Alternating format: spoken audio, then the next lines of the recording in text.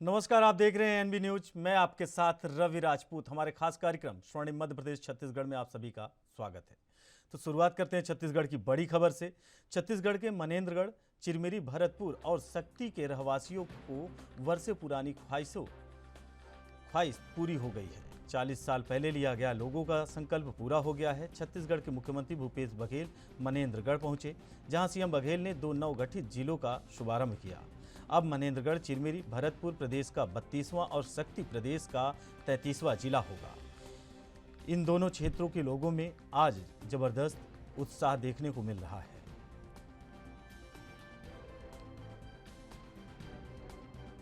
तो सबसे पहले आपला नवा जिला के बहुत बहुत बधाई, शुभकामना।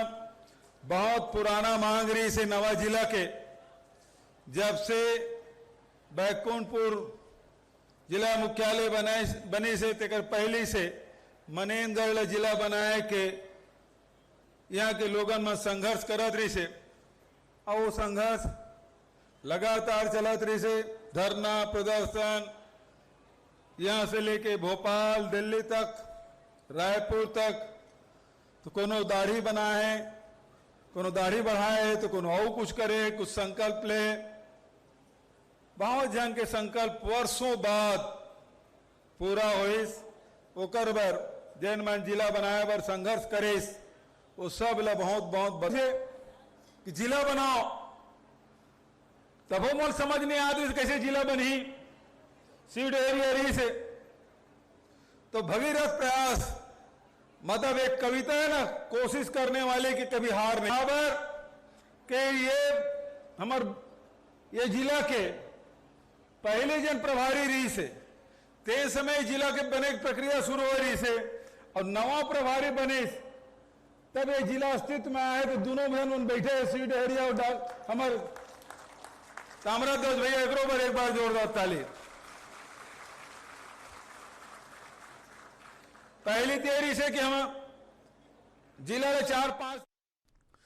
वहीं छत्तीसगढ़ में गोवंशों को बेहतर चिकित्सा सेवा प्रदान करने के लिए सीएम बघेल के निर्देश पर मुख्यमंत्री गोवंश मोबाइल चिकित्सा योजना की शुरुआत की जाएगी। पहले चरण में प्रत्येक जिले में 1 और 2 चिकित्सा वाहनों से यह योजना शुरू की जाएगी। जानकारी के अनुसार धीरे धीरे चरणबद्ध कार्यक्रम के तहत इस योजना का विस्तार किया जाएगा।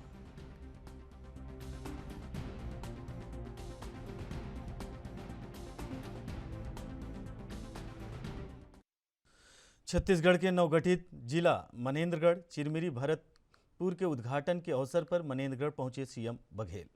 वहीं आपको बता दें कि सीएम बघेल ने प्रदेश की पहली विधानसभा भरतपुर सोनहत के विधायक गुलाम कमरो को इतिहास का महापुरुष कहा। साथ ही उन्होंने कहा कि पहले यहां एमपी से बिजली आती थी, उसको छत्तीसगढ़ से लाने का काम गुलाब कमरो ने किया है। वहीं इसी को लेकर विधायक गुलाब कमरो ने कहा कि मुझे खुशी है कि सीएम बघेल ने मेरे कार्यों को लेकर मेरी प्रशंसा की है, और सीएम द्वारा कहे गए इतिहास पुरुष कहे जाने वाले बयान पर उन्होंने प्रतिक्रिया दी है। क्या कुछ कहा है, सुनिए।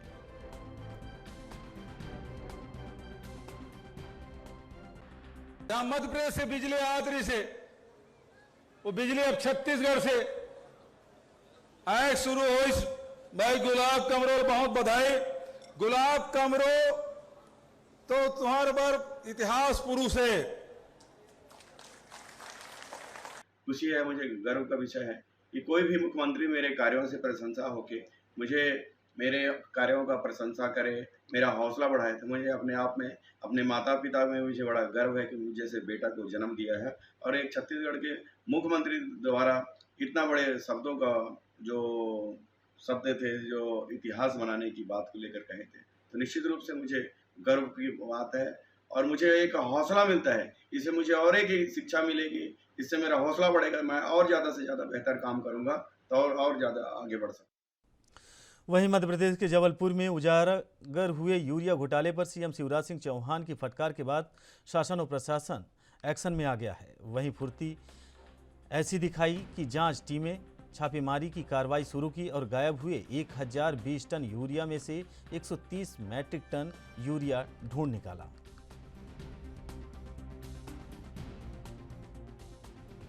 लोगों ने 3 लोगों के नाम से एफआईआर दर्ज कराया है सर। एक द्वारका प्रसाद गुप्ता जो बिलासपुर में रहते हैं, और जयप्रकाश सिंह भोपाल में, और ये राजेंद्र चौधरी नोएडा में। जैसे ही हम लोग को सूचना मिला सर, इन तीनों जगह पे अपने पुलिस पार्टी भेजा था। तो जयप्रकाश सिंह ट्रेन में बैठ के अपने परिवार के साथ जा रहे थे, तो झांसी पुलिस से बात करके इंटरसेप्ट करके उनको वहां से कस्टडी में लिया है सर। इनका तीनों का भूमिका में अभी कोई जानकारी नहीं है सर, केवल एफआईआर में नाम है। बाद में इन्होंने 1 घंटे बाद बोला है राजेंद्र चौधरी के बदले में आर.के. चोपड़ा हो सकते हैं। तो इसीलिए सर, जब तक अपने पास कोई लोकल में जो इनके हैंडलर्स है सर, एक है कि ट्रांसपोर्टर से एक नवीन झा है, उसको हमने कस्टडी में ले लिया, और एक दूसरा शुभम बिरला है जो क्रिप्सको से, उसको कस्टडी में ले लिया सर। अब इसका जब तक पुलिस को इन्वेस्टिगेशन करके जानकारी ले कि एक्चुअल इनकी भूमिका क्या है, तभी इसका अरेस्ट करना उचित रहेगा सर। आप बिल्कुल यही करें, आप इसको इन्वेस्टिगेट करें। इन्वेस्टिगेट करके कौन है दोषी जिसने ये किया है, उसके खिलाफ एक्शन चाहिए। तो आप ढंग से इसको इन्वेस्टिगेट करिए साइंटिफिक तरीके से, और जो दोषी पाया जाए उसी के खिलाफ कार्रवाई कीजिए। लेकिन ये मैसेज लाउड एंड क्लियर है, मैं गड़बड़ किसी को करने नहीं दूंगा। गड़बड़ अगर करेगा तो सख्त कार्रवाई होगी, छोड़ेंगे नहीं। सर, और एक निवेदन है सर कि जिन जिलों में खाद की जरूरत है उनमें खाद की कमी ना हो। मंडला, डिंडौरी, दमोह जहाँ ये जाना था, वहाँ क्या स्थिति खाद की, क्योंकि किसानों को मेरी दिक्कत नहीं होना चाहिए किसी भी कीमत में। वर्तमान में सर इन तीनों जिले में जो है अक्टूबर सितंबर माह की आवश्यकता पूरी पहुंची है, और लगभग अक्टूबर माह दोषी कोई नहीं बचना चाहिए, वो देख लें और इन्वेस्टिगेट ढंग से करें। इसको निर्मूल करना यार कोई हिम्मत ना कर पाए आगे ऐसी मध्य प्रदेश की धरती पे, और इसलिए कठोर कार्रवाई करके। वहीं जबलपुर जिले में आदिवासी बहुल इलाके के लिए आने वाले यूरिया के गायब हो जाने को लेकर राजनीति गर्म हो चुकी है। गौरतलब है कि पिछले दिनों जबलपुर से आदिवासी बहुल इलाकों जैसे मंडला, डिंडौरी समेत जिलों के लिए संभाग स्तर पर यूरिया आया था, जो कि जबलपुर जिले से डिस्पैच तो हो गया, पर आदिवासी जिलों तक यूरिया सहकारी समिति तक नहीं पहुंच पाया। बीच में ही 890 टन यूरिया गायब हो गया, जिस पर संज्ञान लेते हुए सीएम शिवराज सिंह चौहान ने जबलपुर संभाग संयुक्त से वीडियो कॉन्फ्रेंसिंग के जरिए कड़ी कार्रवाई करते हुए दोषियों पर मामला दर्ज करने की बात भी कही। इस कड़ी में कांग्रेस विधायक संजय यादव ने पूरे मामले को लेकर राज्य सरकार को घेरते हुए बीजेपी की सरकार में आए दिन घोटाले की बात कही।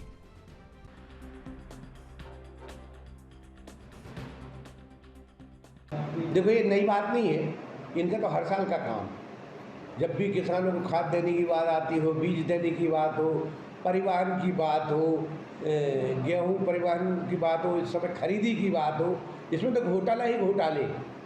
ये बेचारे किसानों को दुधारू गाय समझते हैं कि जब भी ये आए तो ये भ्रष्टाचार की जननी है भारतीय जनता पार्टी, जनक है वो। भारतीय जनता पार्टी 210 आजकल 210 मशीन से भी हाई फाई आ गई। जेसीबी से शुरुआत करी इनने, 200 से 210 आ गई। उससे खोद रहे पैसे, ऐसे खोद रहे, चाहे पोषण आहार घोटाला हो, खाद्यान्न घोटाला हो, डंपर घोटाला हो, व्यापम घोटाला हो, रेत घोटाला हो। घोटालों के अलावा है क्या? मेरे को दिन भर लग जाएगा इनके घोटाले बताने में। आज वीडियो कॉन्फ्रेंसिंग की है अधिकारियों को, इसमें जो भी संबंधित अधिकारी उन पर एफआईआर दर्ज करने की। किस पे करेंगे मुख्यमंत्री एफआईआर? छोटा मोटा कोई बाबू को मार देंगे, क्योंकि मुख्यमंत्री के संरक्षण में तो करते ना अधिकारी है भ्रष्टाचार। उनकी औकात है कि बगैर मुख्यमंत्री के परमिशन के भ्रष्टाचार कर लें। वो तो सब मुख्यमंत्री के संरक्षण में होता है ना। ये तो हाथी के दांत दिखने के और क्या बोलते हैं उसको, मेरे को पूरा मालूम नहीं है, खाने की और दिखाने की और। वो स्थिति है शिवराज सिंह जी चौहान की। सबसे भ्रष्ट तो प्रदेश में मुख्यमंत्री शिवराज सिंह। अगर ऐसा है तो ये गंभीर बात है, और जितना मुझे मालूम है माननीय मुख्यमंत्री जी ने इस पर बहुत कड़ाई से जांच करने के निर्देश भी जारी कर दिए हैं, और एक बार जांच पूरी होगी तो सारी स्थितियां सामने आ जाएंगी। कमलनाथ आरोप लगा रहे हैं कि मध्य प्रदेश में लगातार घोटाले दर घोटाले हो रहे हैं, पहले पोषण आहार घोटाले का एक आरोप सीएजी रिपोर्ट के बिना पर लगाया और यूरिया घोटाला, और कह रहे हैं घोटालों का प्रदेश बढ़ता जा रहा है मध्य प्रदेश। दुर्भाग्य से आरोप कौन लगा रहे हैं? आरोप वो लगा रहे हैं जिनकी सरकार को घोटालों और भ्रष्टाचार के लिए जाना गया है, और वो ये कहें तो ये शोभा नहीं देता।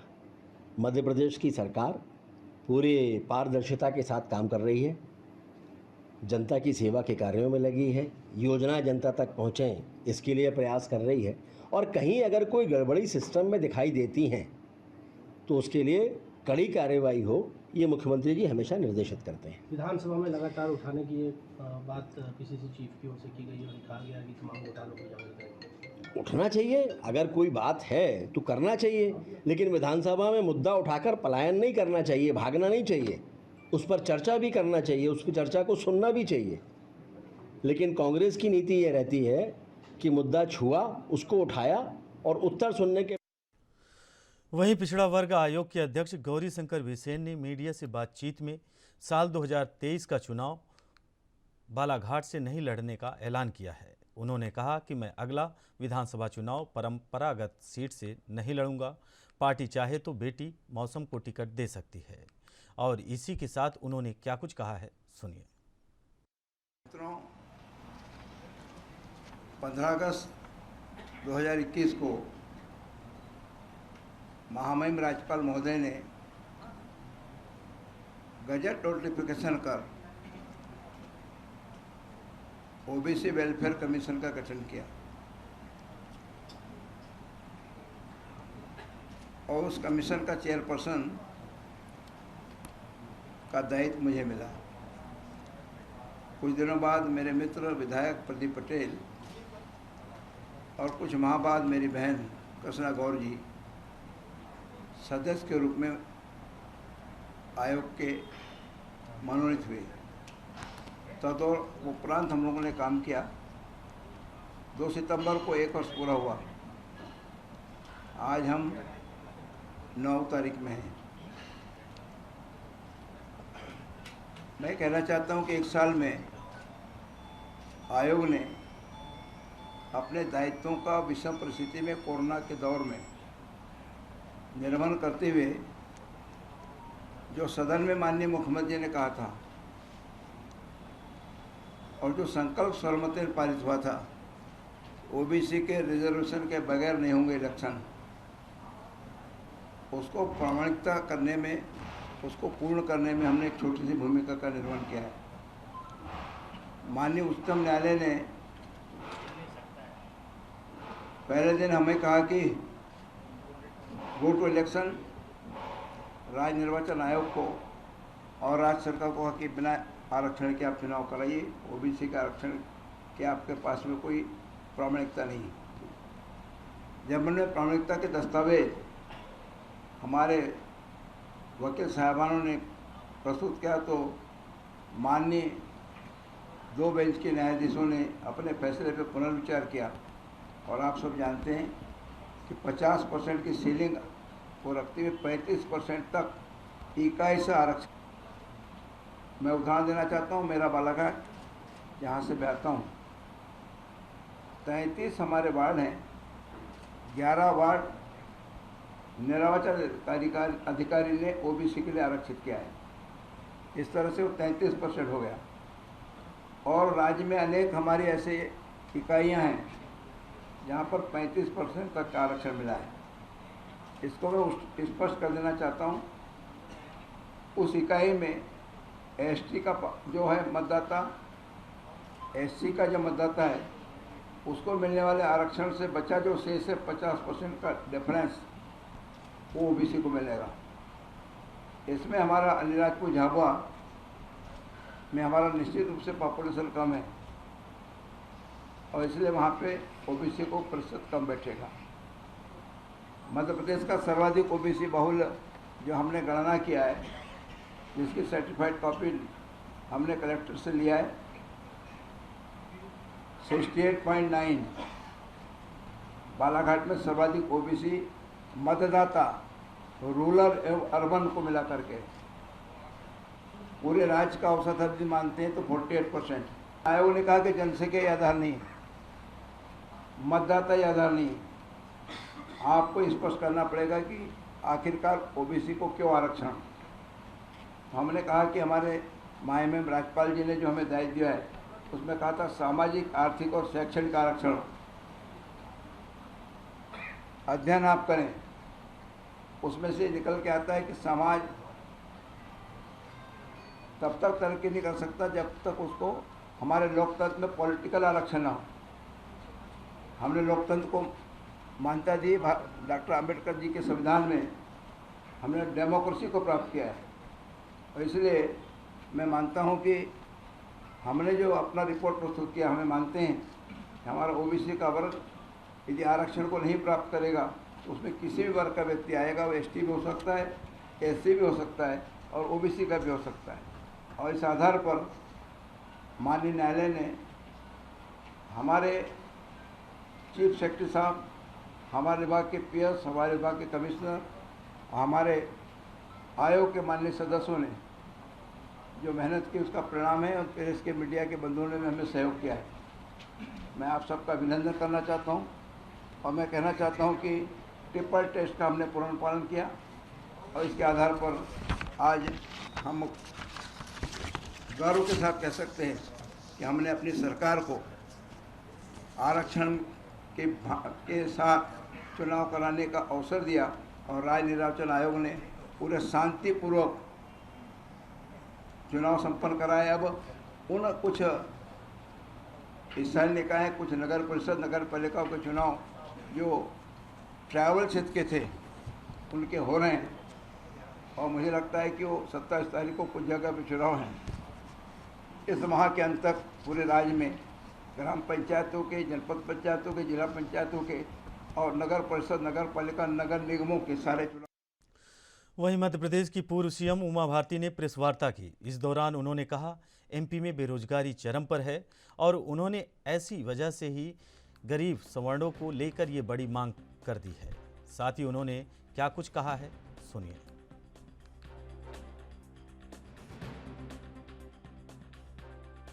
कि क्षेत्रीय और जातीय संतुलन बिगड़ा हुआ है सत्ता में और प्रशासन में और शासन में।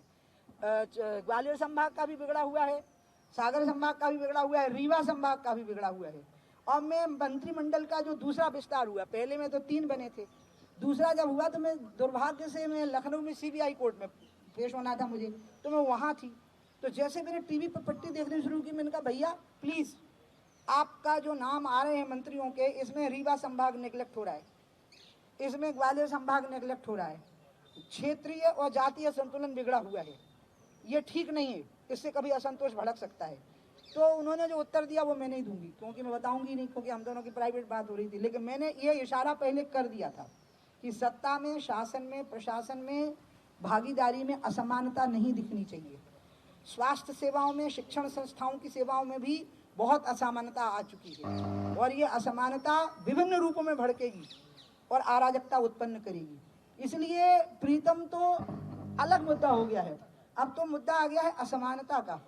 अभावग्रस्त समाज और सुविधा युक्त समाज जो 9 पॉइंट समथिंग है और अभावग्रस्त समाज है, इसलिए मैं तो उनकी कुछ बातों का समर्थन करती हूँ। लेकिन असंयत भाषा का प्रयोग, जाति विशेष को गाली देना, व्यक्ति विशेष को गाली देना, इसकी मैं निंदा करती हूँ और मैं समझा रही हूँ प्रीतम को। मैंने कहा कि खबरदार जो तुम किसी जाति के बारे में बोले। और अब मध्य प्रदेश सरकार में कैबिनेट मंत्री और शिवपुरी जिले के प्रभारी मंत्री महेंद्र सिंह सिसोदिया एक दिवसीय दौरे पर शिवपुरी पहुंचे, जहां विकास कार्यों की समीक्षा बैठक लेने से पहले मीडिया कर्मियों से रूबरू हुए। वहीं इस दौरान शिवपुरी जिले में स्मैक के मामले पर मीडिया कर्मियों से कहा कि जिले में स्मैक का कारोबार बिना पुलिस की मदद से संभव नहीं है। गौरतलब है कि प्रभारी मंत्री के शिवपुरी दौरे पर आने से पहले बीती रात स्मैक के ओवरडोज से एक युवक की मौत हो चुकी है। वहीं प्रभारी मंत्री महेंद्र सिंह सिसोदिया ने कहा कि अभी समीक्षा बैठक होनी है और सभी गंभीर मुद्दों पर बात होगी।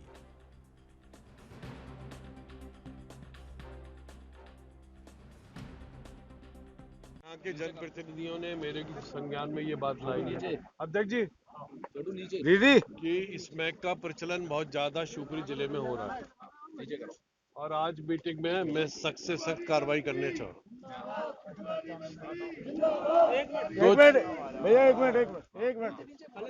दो चीजों का बहुत ज्यादा प्रचलन चल रहा है, एक तो रेत का और दूसरा स्मैक का। और आज मीटिंग में बहुत निर्णायक मैं करने वाला हूँ, सख्त से सख्त कार्रवाई की जाएगी जो लोग इसमें इन्वॉल्व होंगे। और साथ ही पुलिस को भी इस बात की हिदायत दूंगा, क्योंकि मैं ये मानता हूं कि जो भी काम होता है बिना पुलिस के संरक्षण में के बिना हो नहीं सकता है। इसलिए आज की मीटिंग बहुत निर्णायक मीटिंग होगी और मैं ये सुनिश्चित करूंगा कि आने वाले समय में ये दो बीमारियों से, एक स्मैक और एक रेत, ये दोनों से हमारे शहर के लोगों को मुक्ति प्राप्त हो सके।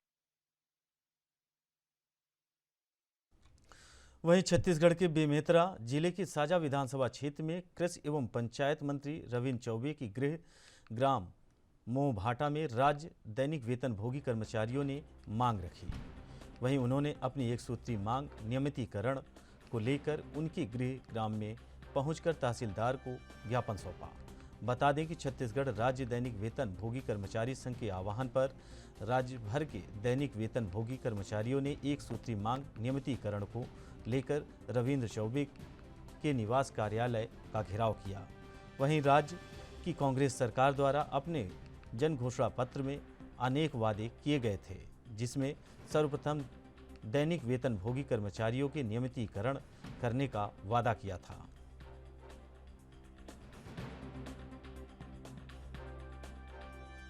छत्तीसगढ़ राज्य दैनिक वेतनभोगी कर्मचारी संघ के द्वारा यहाँ एक प्रस्ताव और नियमितीकरण हेतु एक ज्ञापन दिया गया है। इसकी जो प्रस्ताव है तो शीघ्र हम लोग मंत्री जी के पास अग्रेसित करेंगे। जितने भी हमारे कर्मचारी सब छत्तीसगढ़ राज्य दैनिक वेतनभोगी कर्मचारी संघ से हैं।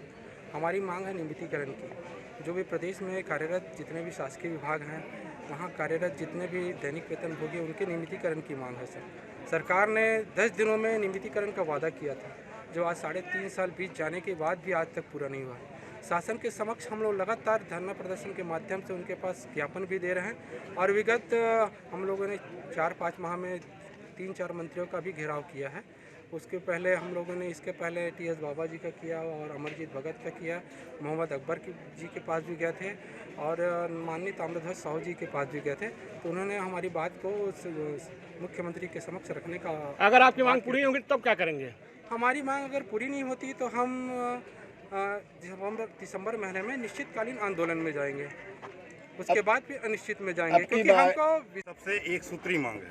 हमारी मांग है नियमितीकरण की मांग को लेकर आज हम लोग साजा विधानसभा क्षेत्र के मोहभाटा कितने दिनों से आप लोग अपने कार्य क्षेत्र में? कोई 15 साल, कोई 20 साल, कोई 10 साल, लगभग सबको 5 से अधिक वर्ष हो चुके हैं। वो शासकीय विभागों में काम करते हुए लंबे समय हो चुके हैं, कार्य करते हुए कार्य अवधि सबकी लंबी हो चुकी है और आज वेतन इतना कम है सर, जिससे परिवार का गुजर बसर करना बिल्कुल नामुमकिन हो गया है। आज आप लोग एक सामान्य परिवार का खर्च भी देखेंगे तो जनरली अगर आंकड़े बताऊं तो टाइम लगेंगे, पर मैं एक निश्चित तौर पर बता देता हूं, लगभग न्यूनतम वेतन आज 21,000 रुपये निर्धारित होना चाहिए। पर प्रदेश में आज ऐसी स्थिति बनी हुई है कि 2 रुपये 3 रुपये वेतन बढ़ाते हैं, जिसमें 3 रुपये में एक कप चाय भी नहीं आता है। पिछले बार 3 रुपये बढ़ाए, कभी 2 रुपये 2.5 रुपये। दैनिक मजदूरी में 2 रुपये 2.5 रुपये का बढ़ाना इतना पीड़ाजनक स्थिति है। ये सब पीड़ाओं को लेकर और इसका मात्र एक ही हल है। राज्य सरकार ने कहा, मतलब कांग्रेस पार्टी की सरकार ने कहा है सरकार बनने के पूर्व कि आपको 10 दिवस के भीतर रेगुलर करेंगे। आज 3.5 साल को। वहीं शिवपुरी जिले के बैराड़ नगर के नया बस स्टैंड क्षेत्र में स्थित बजाज बाइक एजेंसी के सामने से शुक्रवार को दिन दहाड़े 2 चोरों ने मिलकर एक युवक का रुपयों से भरा बैग पार कर लिया। पलक झपकते ही इस घटना से पीड़ित सहित आसपास के लोग भी चौंक गए। बाद में बाइक एजेंसी पर लगे CCTV कैमरे की फुटेज से चेक की गई तो चोरी की यह पूरी घटना CCTV कैमरे में कैद हो गई। घटना की रिपोर्ट पीड़ित ने बैराड़ थाना पहुंचकर दर्ज कराई।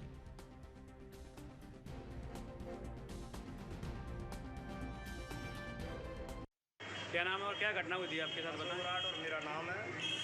मेरे साथ में ये घटना हुई थी, कोई बोले कि पैसे जमा करेगी, मैं पैसे लेके आया तो मैं बंदी था।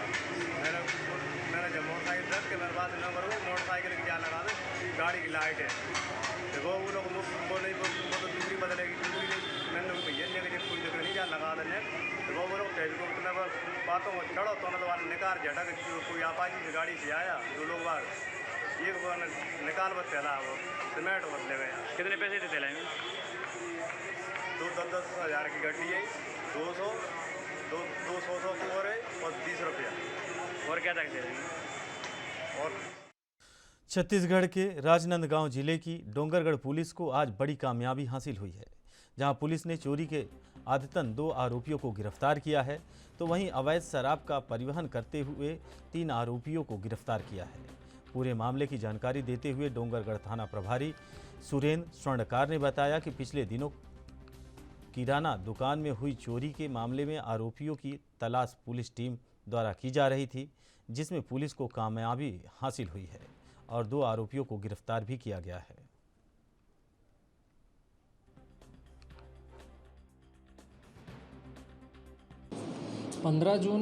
इसी साल 15 जून को एक चोरी हुई थी किराना दुकान में, जिसमें अज्ञात चोरों ने उस दुकान का ताला तोड़ करके दुकान के गल्ले से लगभग 35,000 के सिक्के और कुछ पान गुटखा मसाला ये चोरी कर लिया था। इसकी पतासाजी विशेष टीम बना करके की जा रही थी, जिसे पूर्व में एक आरोपी को गिरफ्तार किया गया था। स्वर्णिम मध्य प्रदेश छत्तीसगढ़ में फिलहाल हमारे साथ इतना ही। बाकी खबरों से जुड़े रहने के लिए देखते रहिए ANB न्यूज़। नमस्कार।